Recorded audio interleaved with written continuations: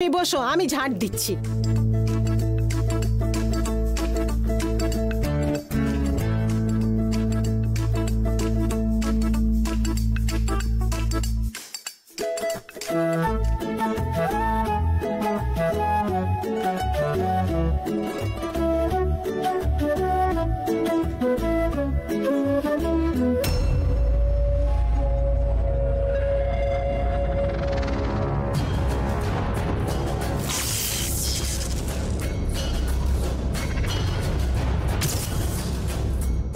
ওষুধ? দিদি কেন ওষুধ খেলো না? সব সময় এই ভুলটা করে।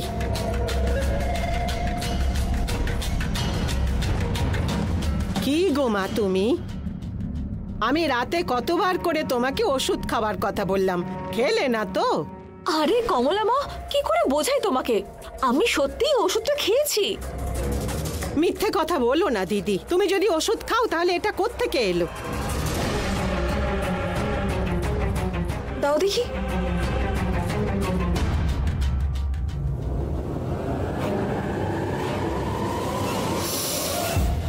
এই মরেছে, তার মানে আমার রাখা ওষুধটা এক্সচেঞ্জ হয়ে গেছে। তার মানে আমার দেওয়া ওষুধটা তো শিবানী খায়নি।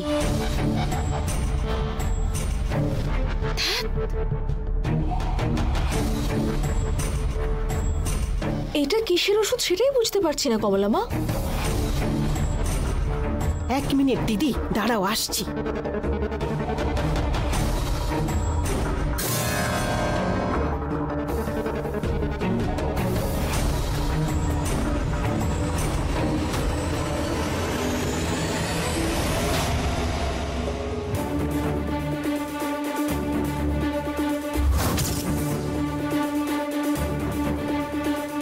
দিদি, ওই ওষুধটা খুলে জলের মধ্যে দাও তো।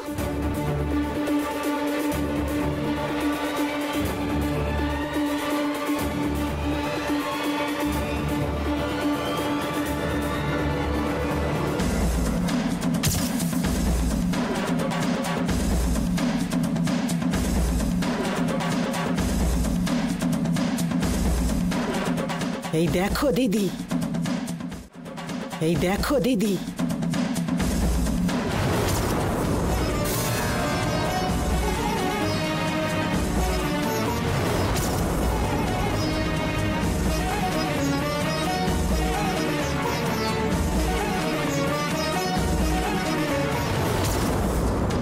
দিদি, এই বাড়িতে আমাদের খুব সাবধানে থাকতে হবে।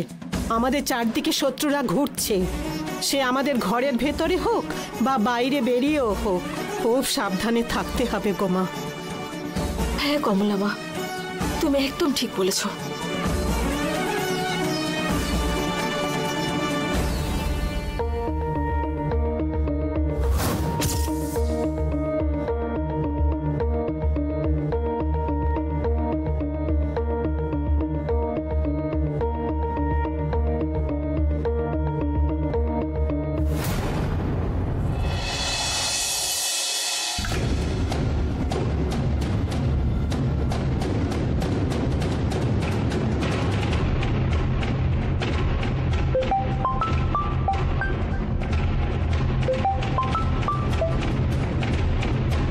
High Nandini, good morning. Shopping করতে যাওয়ার জন্য রেডি তো? শিবানী গতকাল আমার দেওয়া ওষুধটা খেয়েছে? তা সেটা খাওয়ার পরে ও এখনো আছে না মারা গেছে?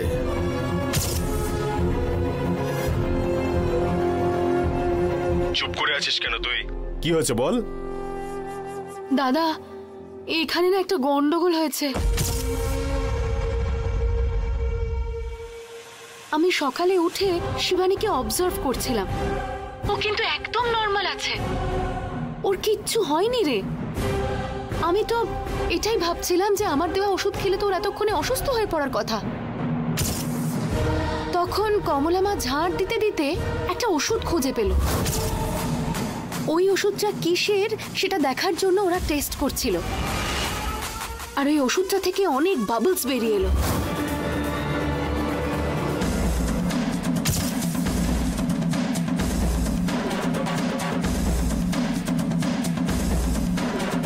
এই দেখো দিদি,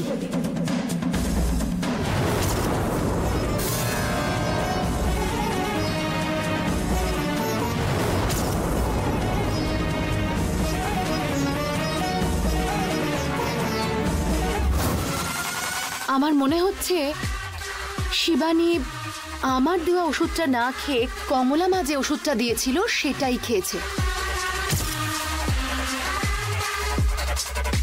মানে শিবানী আমাদের দেওয়া ওষুধ খায়নি?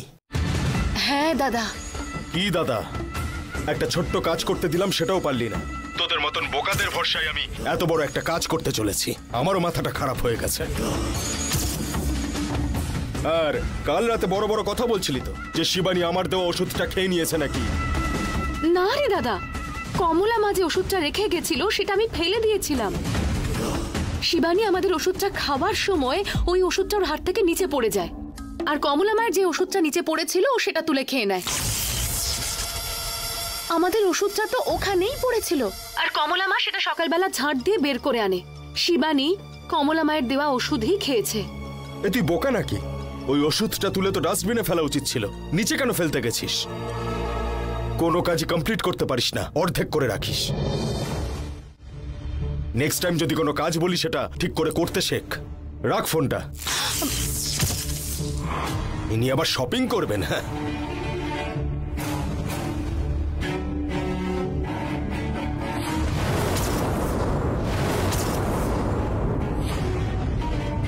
কি যে আমি কাজ করলাম না, 50,000 টাকা শপিং করা সেটাও মিস হয়ে গেল। ওই কমলা মায়ের জন্য আমার সব প্ল্যান ভেস্তে গেল।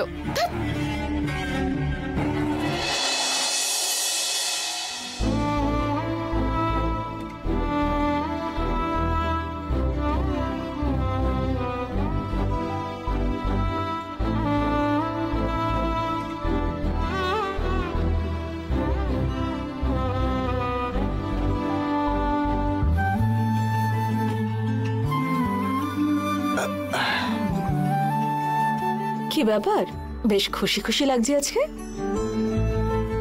আসলে অনেকদিন পরে আবার আমি বাবা হচ্ছি না, সেই জন্য। তুমি তো বেশ খুশি হচ্ছ, কিন্তু আমার ভীষণ লজ্জা লাগছে। কেন? খালি মনে হচ্ছে এ বয়সে আবার বাচ্চা নেওয়ার কি দরকার ছিল। এই, তোমার কোথায় বয়স হয়েছে? এখনো তো 30ও পেরোওনি। আজকালকার মেয়েরা তো 30 বছরে বিয়ে করে, বুঝেছো? এই, আমি রাখছি।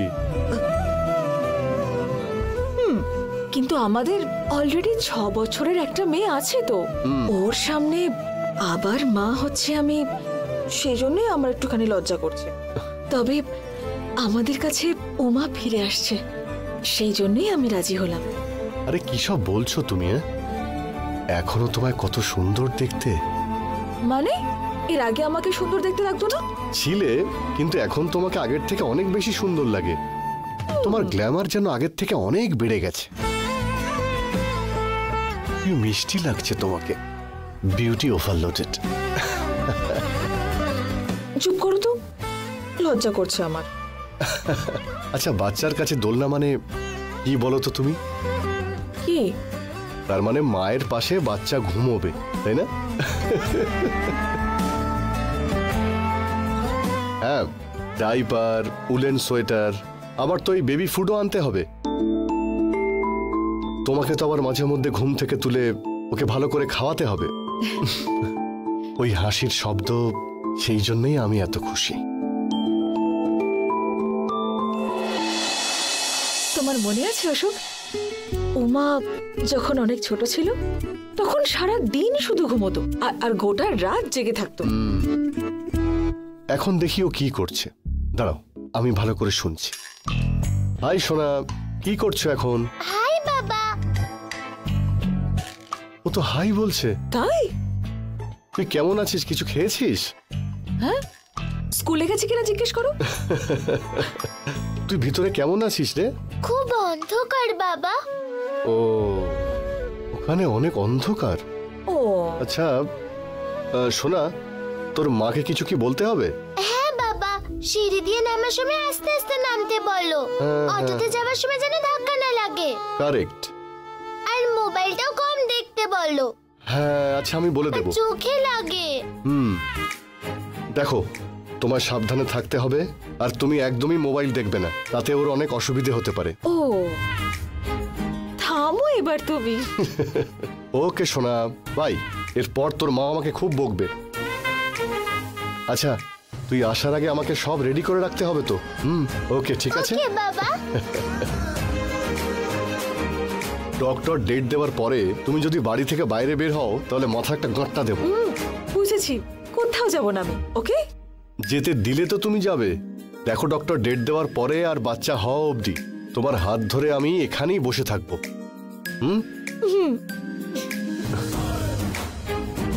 এই বাড়িতে উমা আবার আসছে। I am so excited.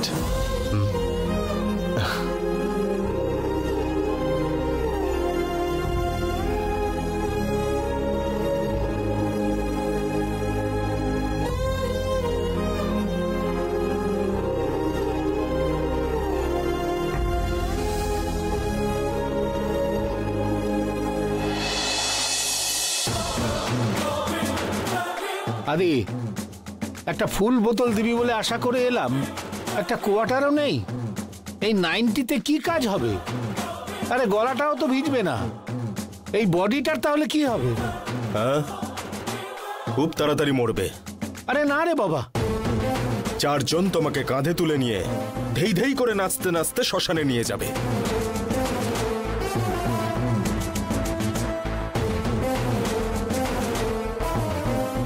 দেখো মামা, শিবানীর অ্যাবর্শন করানোর আমাদের যে প্ল্যানটা ছিল সেটা কিন্তু পুরো ভেস্তে গেল। এখন তুমি এইটা নিয়ে কি করবে বলো তো?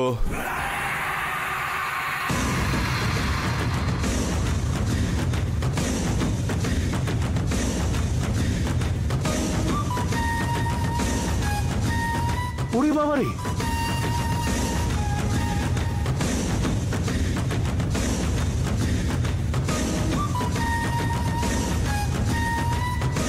বুঝতে পেরেছো তো? এবারে যাই হয়ে যাক না কেন, কোনো মিস্টেক না হয়।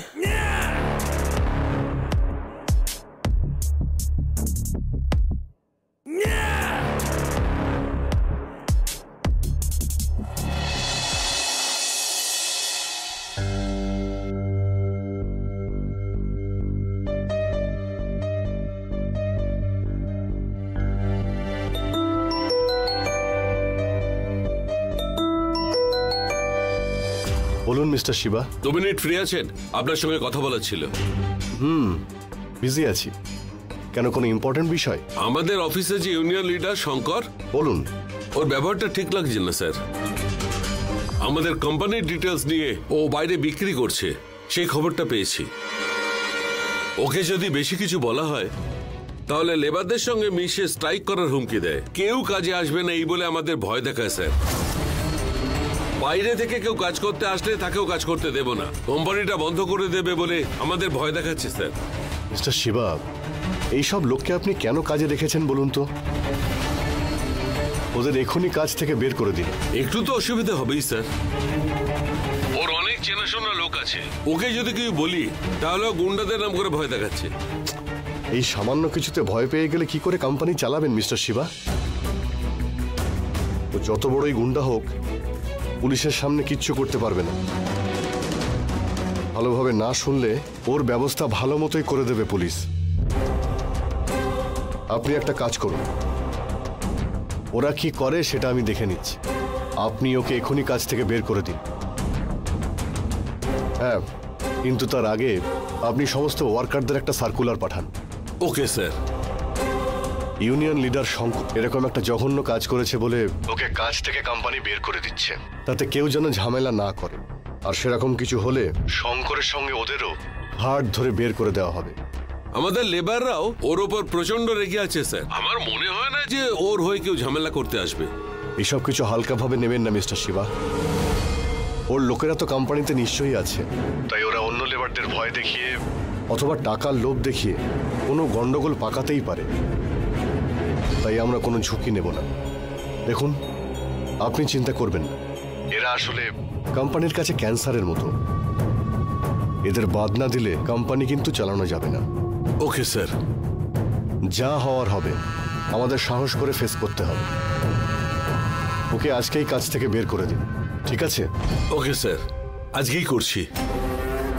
স্যার, ওর থেকে একটু সাবধানে থাকবেন। আপনি চিন্তা করবেন না, আপনি ওকে টার্মিনেশন লেটার দিয়ে দিন, তারপর আমায় ফোন করুন। Yes sir.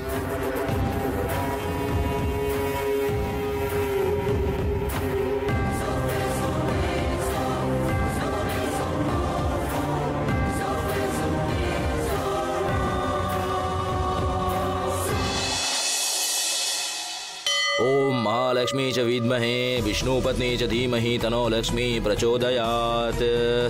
वेदोत महामंगलम नीलांजम समप्रयामि। ओम महालक्ष्मी श्रीलक्ष्मी लक्ष्म्याय नमः। ओम नमः लक्ष्मी। ओम नारायणाय नमः। ओम मंगलम भगवान विष्णु मंगलम गरुड़ध्वजा मंगलम पुंडरीकाक्ष मंगलम तनोहरि। आरती निन्मा।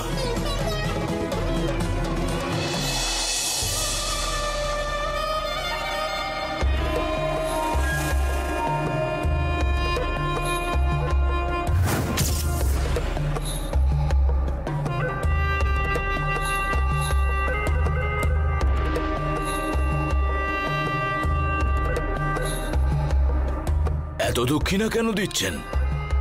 অনেক দিন থেকে মন্দিরে আসার সময় দেখছিলাম যে আপনি একটা পুরনো বাইক নিয়ে চারিদিকে ঘোরাফেরা করছেন।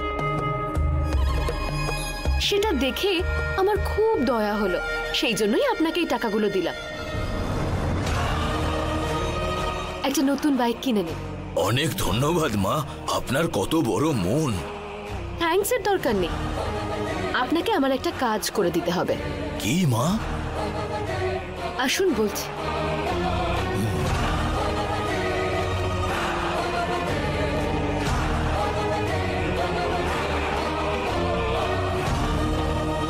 আপনার জন্য কি করতে পারি বলুন মা।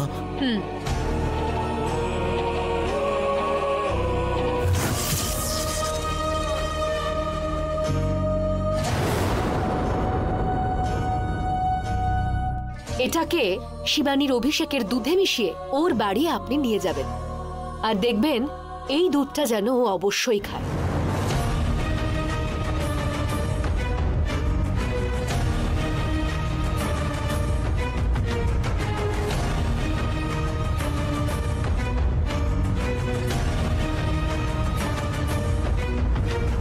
কি আছে এই বোতলে?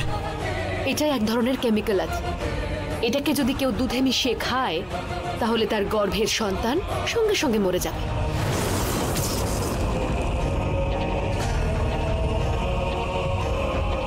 আপনার কি এতটুকু বুদ্ধি নেই নাকি? আপনি মন্দিরে এসে এই সমস্ত কথা বলছেন আমাকে, তাও দেবতার সামনে। পাপ এটা। টাকাই যে শেষ কথা সেটা ভগবানও জানে, সেই জন্যই তো টাকা যাদের আছে তারাই মন্দিরে স্পেশাল দর্শনের সুযোগ পায়। এসব আমি করতে পারবো না। এই মন্দির বানানোর জন্য 90% টাকা দিয়েছেন শিবানী দেবী নিজে। এই মন্দিরের জন্যই পুজো করে পেট চালাতে পারি আমি, ওনার জন্যই আমার সংসার চলছে। আমি কিনা তার ক্ষতি করব? না, কখনোই না, কখনোই করতে পারবো না আমি। এটা পাপ, আমি পারবো না। দেখুন, এটা শুধুমাত্র অ্যাডভান্স করলাম, কাজটা যদি করতে পারেন এর 10 গুণ টাকা দেব।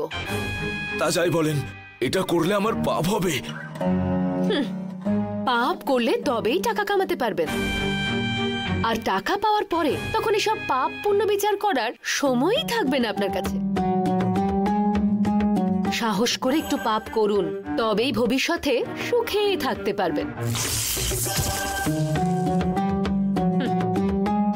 কাজ হওয়ার পরে বাকি টাকা পেয়ে যাবেন।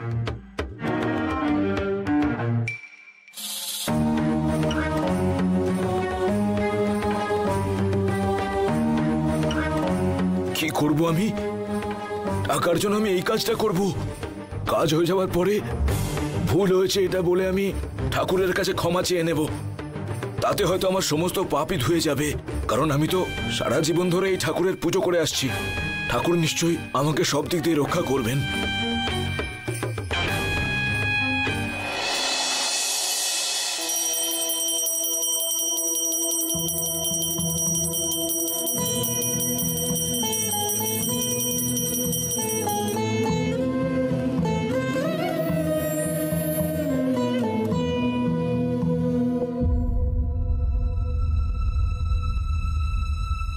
प्रसाद जननी सर्व सौभाग्य वर्तिनी आदि व्याधि हरे नित्यम तुलसियायम नमस्तुते। নমস্কার মা। পুরোহিত মশাই নমস্কার। আপনি গর্ভবতী সেটা আমি জানতে পেরেছি, খুশির খবর এটা। আমাদের এই মন্দিরের জন্য আপনার অনেক দান রয়েছে মা। এই জন্য আমাদের মন্দির থেকে আপনার সৌভাগ্যের জন্য মা মহালক্ষ্মীর পুজো করে বিশেষভাবে মায়ের অভিষেক করে আপনার মঙ্গল কামনায় এই প্রসাদ এনেছি আমি। ও